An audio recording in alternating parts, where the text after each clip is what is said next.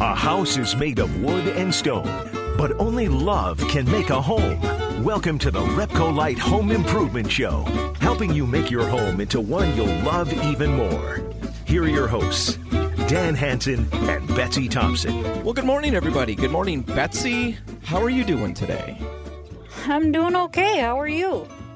Well, I'm doing all right. And before we get into all the things that we're going to talk about today, let's talk about something that's a little less fun, but people need to know about.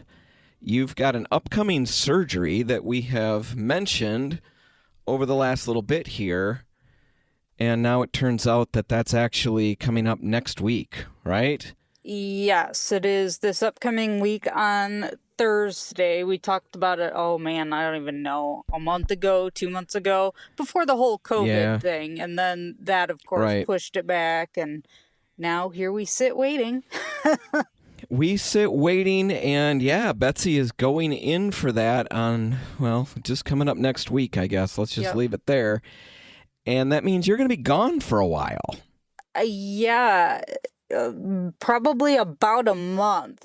So shows may get a little weird because you may hear some reruns and you may hear some things that hopefully we can get recorded before I actually go into surgery that will toss in. So hopefully there will be a little bit of new content. And next week's show, hopefully we get part of it recorded because I feel guilty because it's Father's Day. And of course, my surgery happens right before Father's Day. So happy Father's Day to Dad. Yeah, he'll be there with you. Yes. It's that bonding time, but definitely not the bonding time you want. No. So yes, we're going to do what we can to get through all of the next few weeks. We've got a plan. We've got a number of segments that we've not aired yet that we've recorded with people, and so we're excited to air those. The downside is there's a couple of them that are seasonal, or at least we recorded them in certain parts of the year, and so some of that stuff, it just comes out in the conversation, but that's all doable. We can work through that. I might have to do a couple of segments on my own. Yes. So I apologize to all that, because there's a large group of people that hang with the show because you're here to ground it. And if you're not here to ground it, I don't know what's going to happen. Right.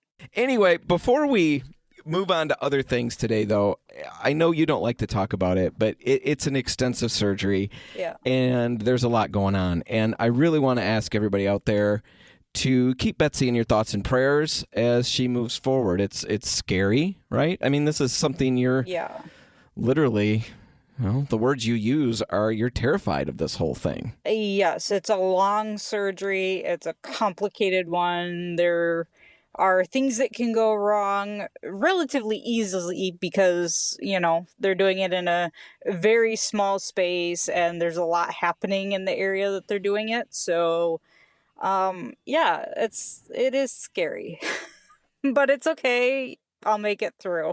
I know, but we're going to have a lot of people praying for you, and that's what matters. There's a lot of people out here who actually, you matter to them. I know that is tough to wrap your brain around.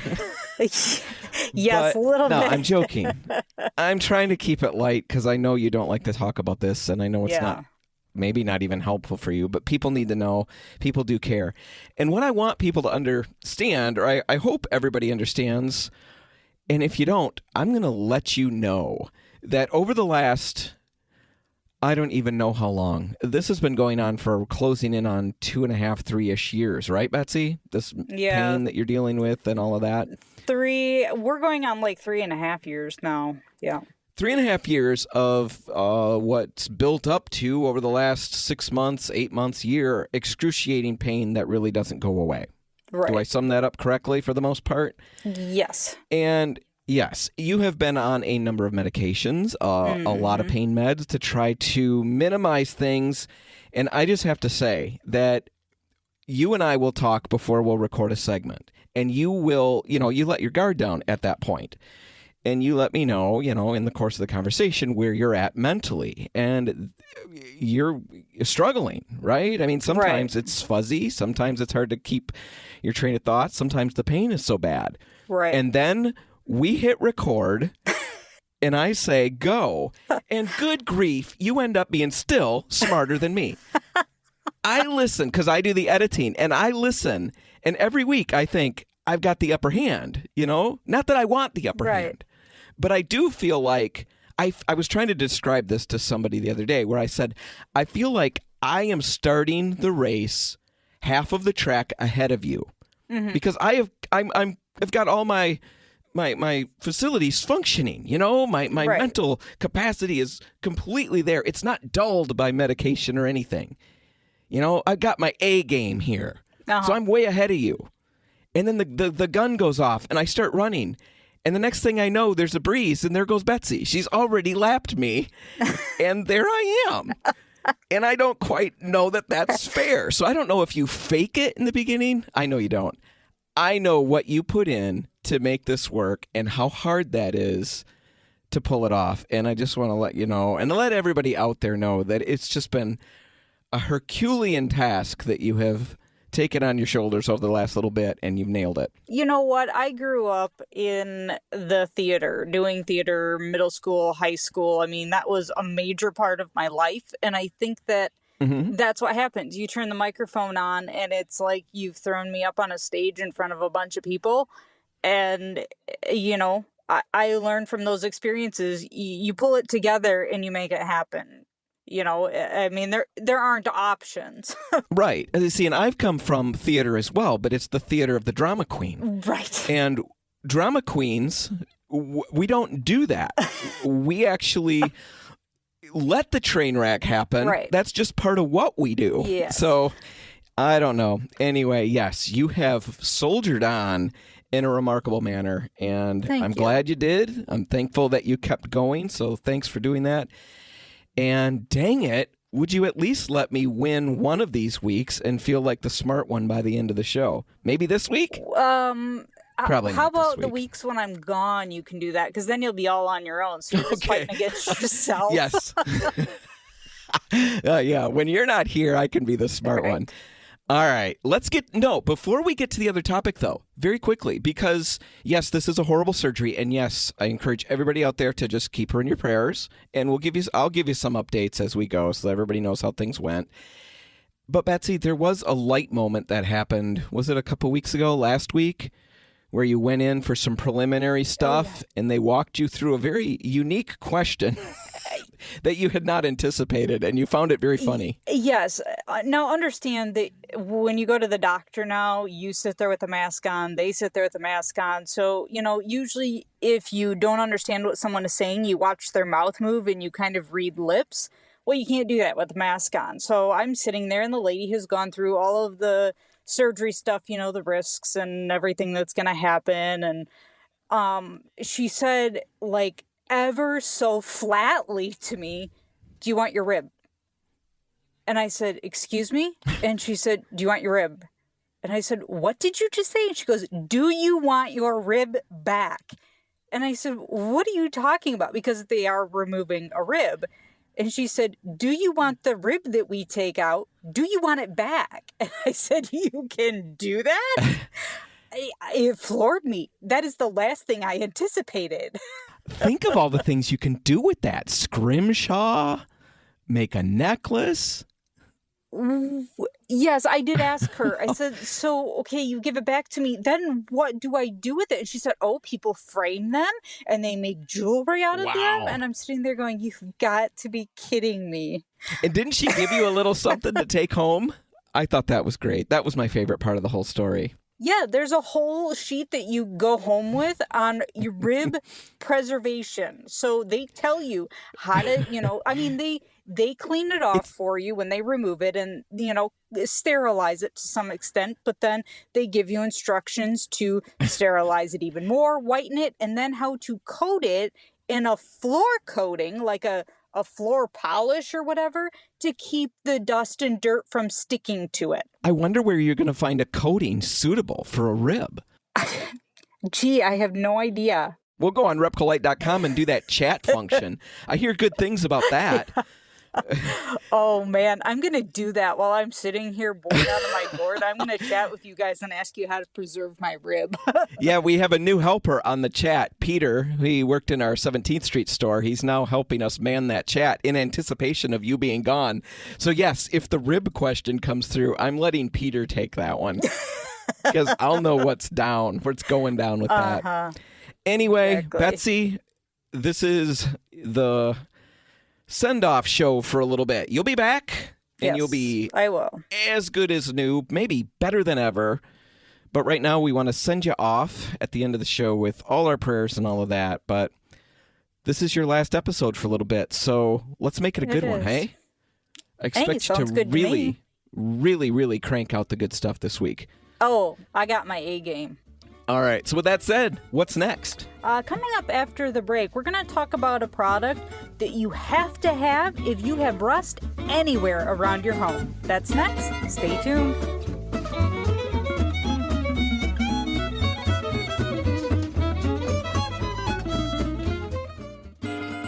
Helping you turn your house into your dream home. This is the RepcoLite Home Improvement Show, presented by Benjamin Moore on News Radio Wood 1300 and 106.9 FM. And we're back, and I want to talk about something. When I was little, I was gullible. All right? I was that wide-eyed, believing child, the perfect pawn for evil marketers. Right. I watched the commercials and I just believed everything. And I remember one in particular that just really stood out to me. And that was this Godzilla creature. It was a great big, great big. I'm a small adult. I was a tiny child. And Godzilla was like life-size to me. He was my height. I saw the commercials, this huge green monster, and he did all kinds of amazing things on the commercials. He moved, he walked around, he, breathed fire and all of these things. And I just was dead set that was the best thing in the entire world that has been ever created by mankind. Well, of course. Was that Godzilla creature. And I got it for Christmas one year. What a supreme letdown. Let me just say that.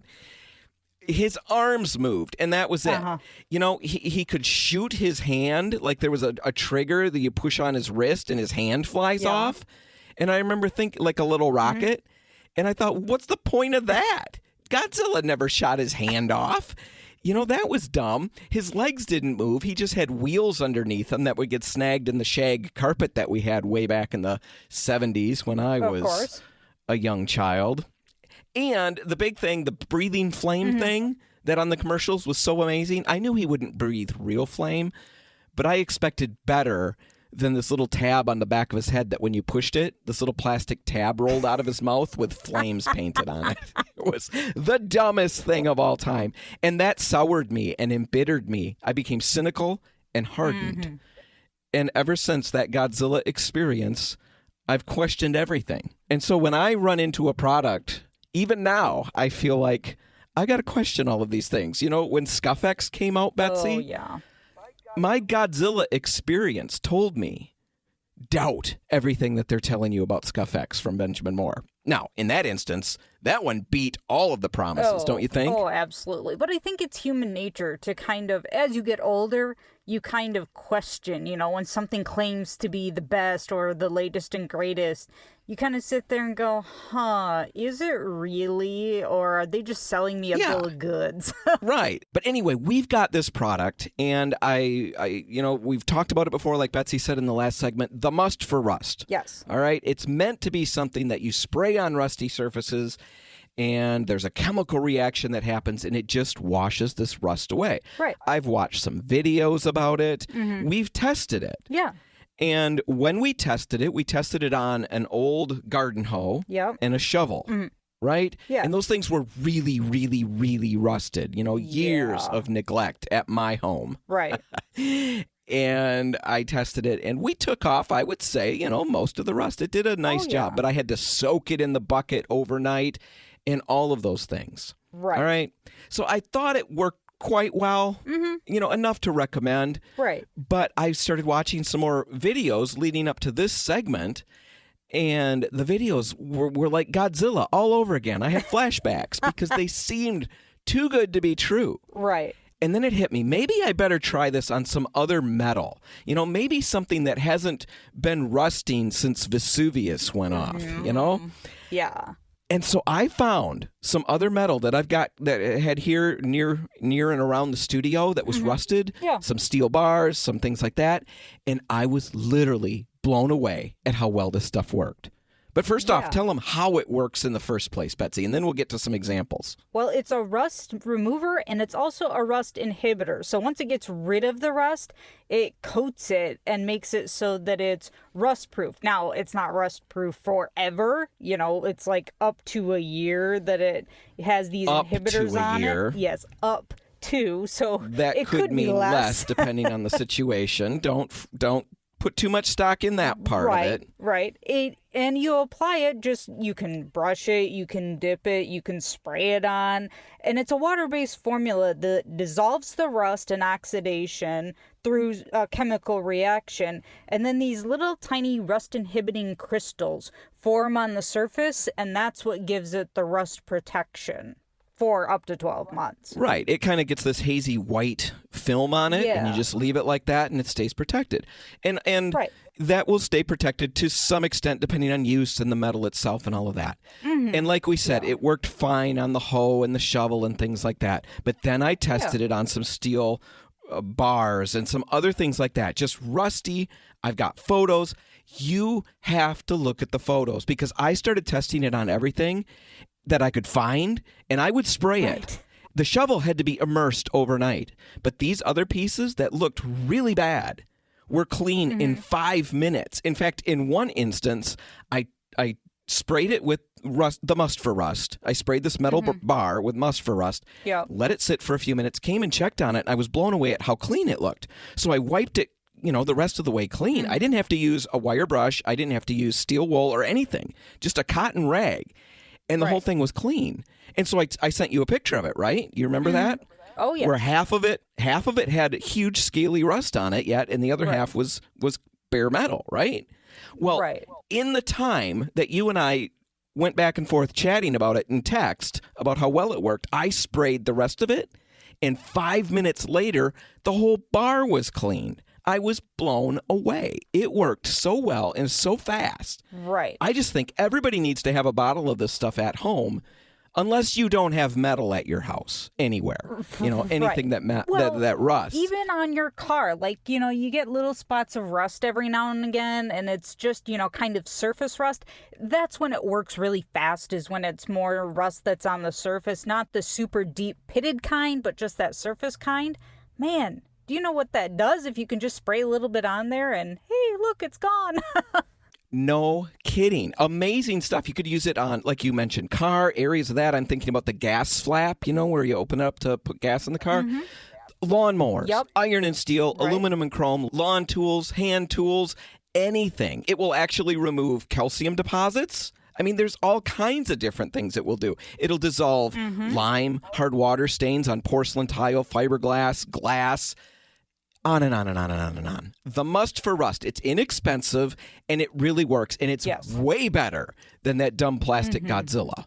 Yes. All right. We've got a link for that in the show notes. We sell it in the stores. You can buy it online at the RepcoLite.com store.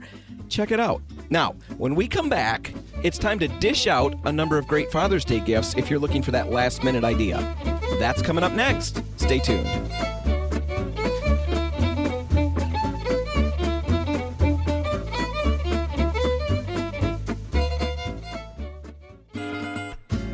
If you want to take your DIY skills up a rung, the RepcoLite Home Improvement Show is here to give you a boost on News Radio Wood 1300 and 106.9 FM. And we're back, and it's time for Father's Day recommendations, a yearly tradition at the RepcoLite Home Improvement Show. And Betsy, this year, since you've decided to wreck your dad's Father's Day by having surgery right over that time, I'm going to let you go first and make some recommendations as to what you think are some of the ideal options out there for those folks who are trying to figure out what to buy Dad this year. Well, I have things in all different kinds of price ranges, so I guess I'm going to start with like the cheapest thing on my list, and Okay. it's something really, really cool that I just happened to stumble across, but the reviews are like raving about them. There are 965 reviews, and almost everybody gave them 5 stars.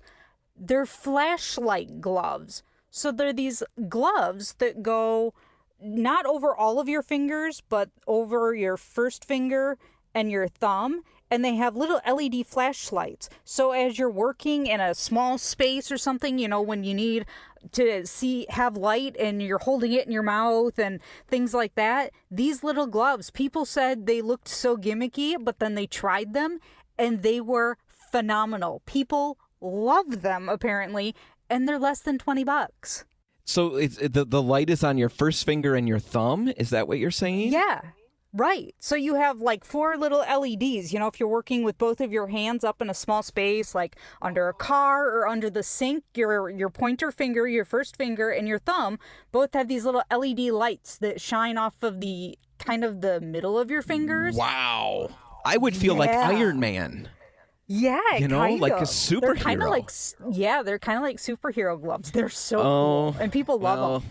This makes me nervous because I don't think my list's going to hold a candle to yours. Because it looks like you put way more thought. I went to the things and I don't have lots of different price categories. I have expensive because of course you do. I am a father and I would like to get the best. No, I'm kidding.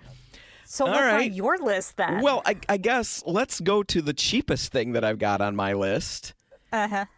And I am going to warn everybody out there.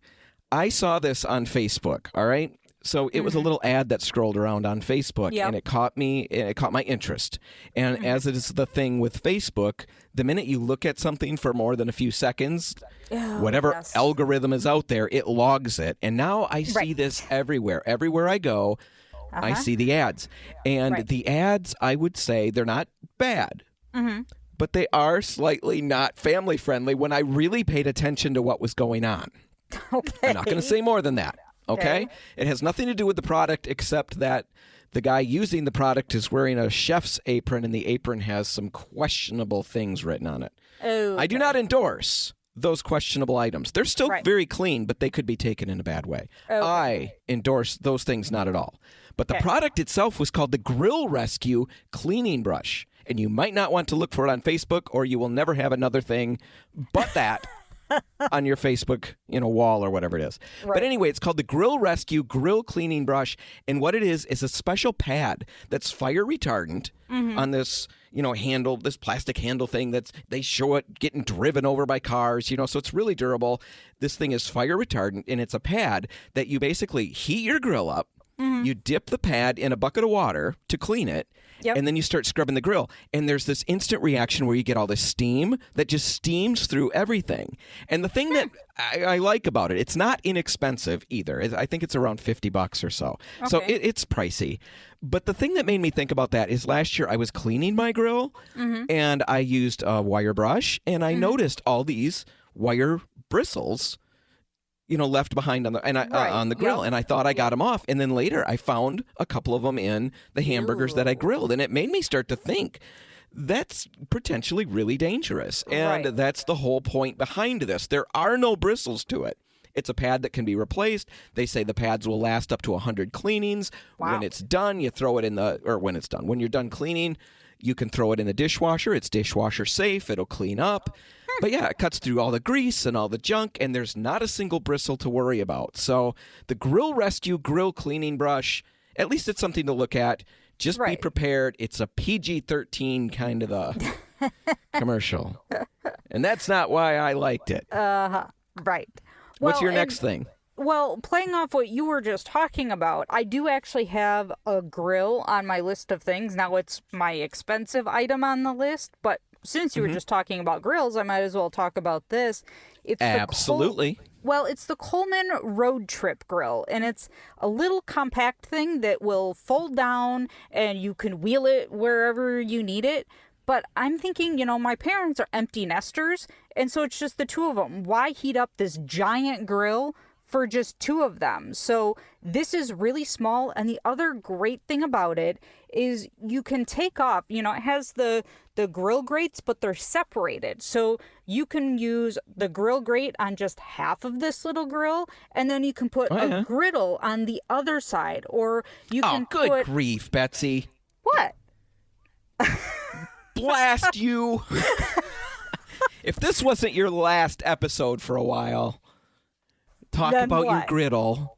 Just talk about your griddle, then I'll talk about my griddle. Or you can put like one of those things where you can put a pot on it. So just the grate that you would normally put a pot on, you can do that on half. So you can actually do 2 things on one grill at the same time, which I thought was really cool. Again, small, compact, can be easily moved, folds down, wheels around, Sounds like me. Small, compact, easy to move around. Good things come in small packages. What's it called again? It's called the Coleman Road Trip Grill. It's about $250, give or take, depending on where you buy it. Okay, here's mine, and this is why I was drama queening it, all about the griddle thing. And maybe I've talked about this before, but this is such a cool thing, and it is expensive. But if it's a family purchase, you're going to get a ton of use out of it. The Blackstone propane griddle. All right? Yes. I've got one. Betsy, you've used it because we've brought it to all the different breakfasts that we've done or things like that where, at RepcoLite and stuff like that. It's like, a gas grill, but instead of grill, grates or anything like that, it's just a huge griddle surface. Huge. Right. I can make breakfast for my kids. And we can do, I think the last time we did hash browns, 16 slices of French toast, and then egg sandwiches all at the same time on this one surface. It is so cool. The only thing I wish is that I had a small grill to go along with it. But I love the huge cooking surface. Everywhere we bring it, every event that we've gone to, people gather around and comment on it. You've seen it, right? You've seen how they're so drawn to this thing because there's so many ways to use it. We do all kinds of meats on there, all kinds of different things. It's amazing. Fajitas, we'll throw onions and peppers and all of that on the griddle and then throw the steaks on right in the midst of it all. And we do it all at once. The kids love it, and it's so fast. Blackstone propane griddle, that's my big ticket item recommendation. Yeah, and we actually bought one for my dad last year for Father's Day because I had sent him a picture of ours when we were doing the cookouts, and he said, "Oh my goodness, that is so cool." So we got him one, but then, it's just him and my mom. So, when we're all home, it's great. So but, there's a letdown to the side of the story. Well, just to his side, because he doesn't have 5 kids at home. Right. Blackstone was still happy with the purchase. Yes, they were. Yeah. Well, that's all that matters, right? Right. It's a cool thing. What's one more? Pick one more. One more I've got, and I've actually used these before, and I owned a pair and absolutely loved them. They're the 3M Work Tunes noise canceling, I would say headphones, but it's really ear protection. It's for if you're out, on heavy machinery and you need ear protection, or perhaps you're out mowing your grass. I used to mow for like 4 hours on end because I had so much to mow. It could just be a conversation with my son because he can be rather loud sometimes. Maybe I could have those there. Right. Well, the great thing is it's Bluetooth, so you can hook it up to your phone. You can listen to music, but it's still protecting your ears. They're the big muff type of ear protection. So much fun. They're about $50, maybe a little bit under that, but so well worth it for when you're working around in the yard. You can have your tunes, but you don't have to really crank them up to be able to hear them over whatever piece of equipment you're using. And what was that again? One more time, the name? They're called the 3M, like the tape 3M, Work Tunes Radio or ear protection. If you just put in Work Tunes, you'll find it. We'll have links in the show notes for all of these. My last one is a bizarre one, and I debated even answering or bringing this one to the front here. But For a very specific person, this could be really cool. And here's that specific person. If there is a baseball fan in your life who is also a board game fan, all right? Those two things are kind of important.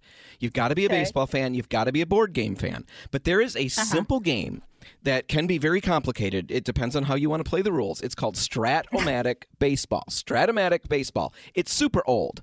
I don't know when it was first made. I believe it's the only baseball game in the Baseball Hall of Fame. Oh.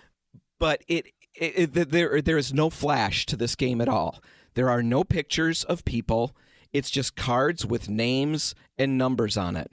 But the names and numbers they are real players from all different eras in baseball. We just bought the 1980 season to play.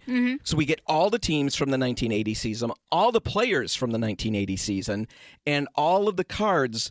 If you would play a full 162-game season, you would end up producing stats very similar to what the real players did. It is that accurate. Wow. And it is so fun. So if you've got, a father who is missing baseball, my kids and I started this game, and Hannah, my 12-year-old, started playing with Andrew and I.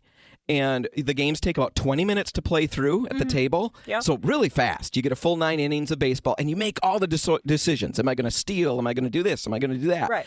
All of these fun things that you get to decide. We have played an entire playoff and World Series set of games. And Hannah, my 12-year-old, who had no interest in baseball at all, zero, started playing the game.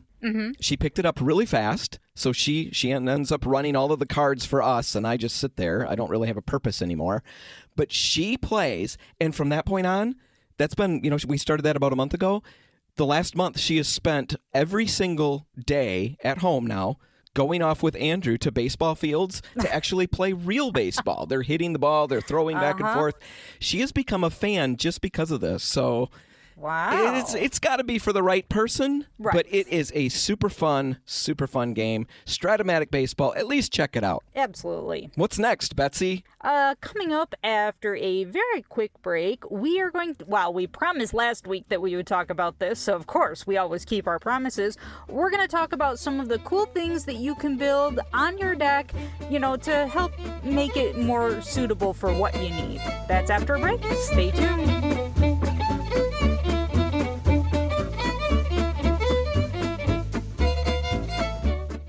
If you want to take your DIY skills up a rung, the RepcoLite Home Improvement Show is here to give you a boost on News Radio Wood 1300 and 106.9 FM. And we're back, and here we are, the last full segment until Betsy's through her surgery and feeling tons better right down the road. Right, Betsy? Exactly. Right. We're going to keep those positive thoughts going. Yes. And in this segment, we want to talk about, like you said, we promised last week we'd talk about some great free online plans for deck furniture. Because we mentioned how important that is. You can't enjoy your deck unless you've got the right furniture out there. Right.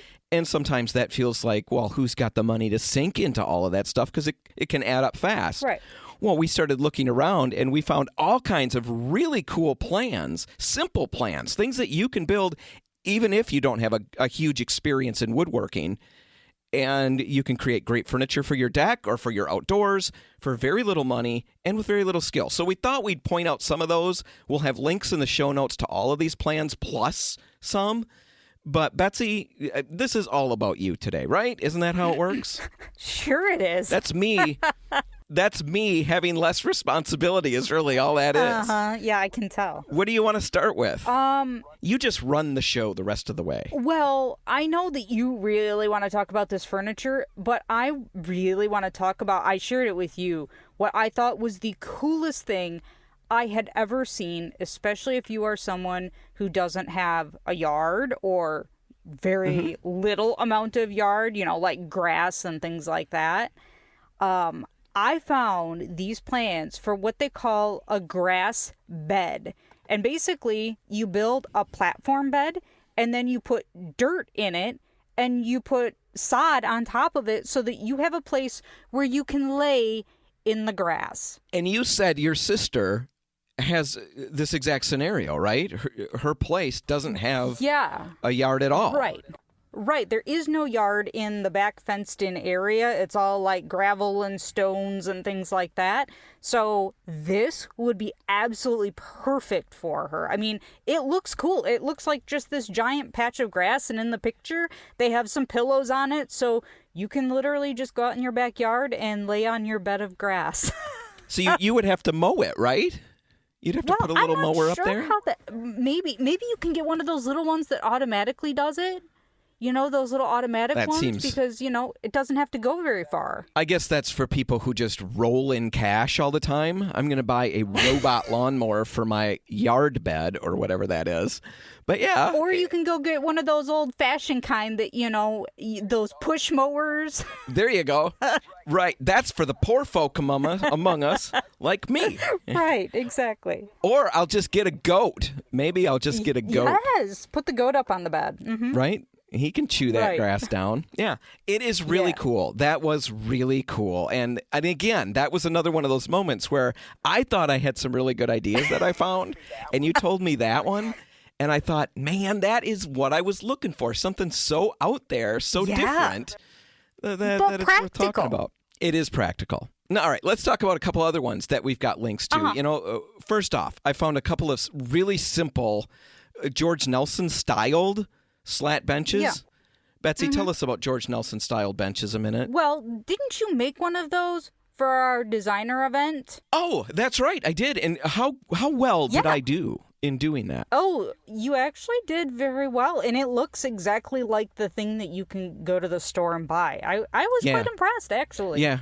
Remember when somebody tried to sit on it and I almost tackled him and said, no, it's not for sitting. It will not support your weight. Yes, it's for hanging upside down. Yeah, it was for a project that we had, that upside down one. But basically what they are, they're a slat bench. It's very mid-century modern. You've seen them before. You may not know the name or recognize the name, but they look great, very cool. And yet here's a number of simple ways that you can create that without needing much skill at all, and still pull off this great look where you've got some seating outside. So we've got some links to those in the show notes. You can check them out.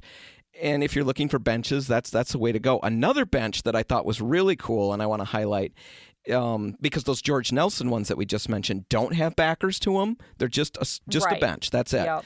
Right. But I found plans for, basically they look like little sofas. Have you seen the pictures of these, Betsy? Yeah, are they the ones with the really wide armrests on them? Yes, and the armrests double as end tables. Yeah, I love those. So you've got a place for your drink or for whatever food you've got out there. They look like a little sofa and super, super simple to do. Yeah.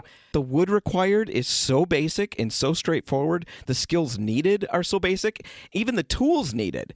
You need some hand tools, you need a circular saw, you need a drill or a driver, and you need a jigsaw. Who doesn't have those things or at least can dig them up? So that's another thing. And these are hard to talk about on the air. That's why we saved them for the last part. Right. What we're trying to do is just get you excited about the idea that there are plans out there for furniture that looks really good. These things look like furniture you purchased, and it's stuff you can build. Really cool. I have one quick last little thing that kind of goes with the seating that you were just talking about. I found this really cool. It's a coffee table, but then there are 4 little end tables that they've built that go underneath. So if you're not using them and you don't need them, they can just slide under this coffee table, but then you can pull them out and you've got 4 little end tables. And honestly, when I looked at the pictures, you could probably use them as little stools or something for extra seating if you needed it. It seemed like a very versatile kind of thing. So, I mean, it really, it struck me and caught my interest. Bottom line, check these things out because you've probably got the skills to pull them off. You've probably got the tools. And once you start something like this, you never know where you go with it. You can really start advancing and have a lot of fun creating stuff on a budget for your home. And Betsy, that's it. We've got very few seconds left. We want to encourage everybody out there, keep Betsy in your thoughts and prayers as she heads into a big surgery next week. And whatever you do this weekend, make sure that paint's a part of it. I'm Dan Hansen. And I'm Betsy Thompson. Remember, if you're about to lose your DIY sanity, we can help you fix that crazy. And if your dad is anywhere near as spectacular as my dad, I guess I was going to say as me, but I probably should say as my dad. Or my dad. If your dad is as awesome as my dad or Betsy's dad, we definitely have the gifts that will make their day the way it should be. Of course we do. Exactly. Thanks for listening.